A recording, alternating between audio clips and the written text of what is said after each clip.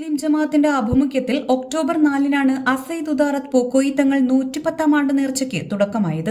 സിയാറത്ത്, മൗലിദ് പാരായണം, മതപ്രഭാഷണം, സനദ്ദാനം തുടങ്ങിയവ ഒക്ടോബർ 6 വരെയുള്ള ദിവസങ്ങളിൽ നടന്നിരുന്നു.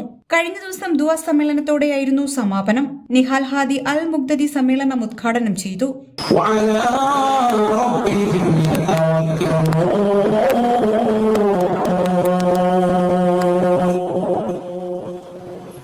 അല്ലാഹുവിലേക്ക് തവക്കുലായി കൊണ്ടുള്ള ജീവിതമാണ്.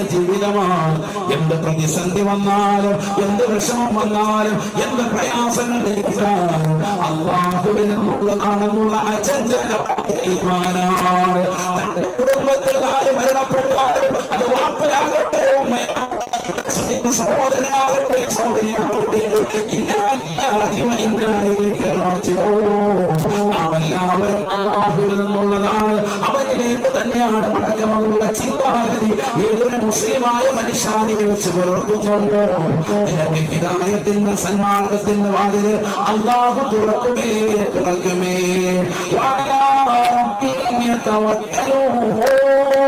സാമ്പത്തികമാകുന്ന പ്രതിസന്ധികൾ വരുമ്പോ, ശാരീരികമാകുന്ന അസ്വസ്ഥതകൾ വരുമ്പോ, കുടുംബത്തിൽ മരണങ്ങൾ ഉണ്ടാകുമ്പോ, അവൻ കെട്ടിപ്പൊക്കിയതാകുന്ന കെട്ടിട സമുച്ചയങ്ങളും അവൻ സാമ്പത്തിക അടിത്തറകൾ മുഴുവൻ തകരുന്നതാകുന്ന വേളയിൽ ഈമാനം പകരാതെ അല്ലാഹുവിൽ അചഞ്ചലമായ വിശ്വാസം നിലനിർത്തുന്നവരുണ്ടോ? പടച്ചറപ്പിലേക്ക് തവക്കുലാക്കി ഈമാൻ മുറുകെ പിടിച്ചുകൊണ്ട് ജീവിക്കുന്നതായ സാലിഹീങ്ങളുണ്ടോ? അല്ലാഹുവേ, പടച്ചറപ്പേ, ഞാൻ ദിക്ർ ചൊല്ലുന്നവനാണ്, ഞാൻ ഖുർആൻ ഓതുന്നവനാണ്, ഞാൻ സ്വലാത്ത് അധികരിപ്പിക്കുന്നവനാണ്, എന്നിട്ടും അല്ലാഹു എനിക്ക് ഈ നിലയിലുള്ള നൽകിയല്ലോ എന്ന് പറഞ്ഞുകൊണ്ട് മനസ്സിൽ ശാന്തതയില്ലാതെ അശാന്തിയുടെ വിത്ത് പാർക്കുന്ന സഹോദരി, ഒരിക്കലും മഹത്തമാകുന്ന ജീവിതം സാധ്യമല്ല. ആലംകോട് മുസ്ലിം ജമാഅത്ത് പ്രസിഡന്റ് നാസറുദ്ദീൻ മുസ്ലിയാർ അധ്യക്ഷനായി. സമ്മേളനത്തിന് ശേഷം അന്നദാന വിതരണവും നടന്നു.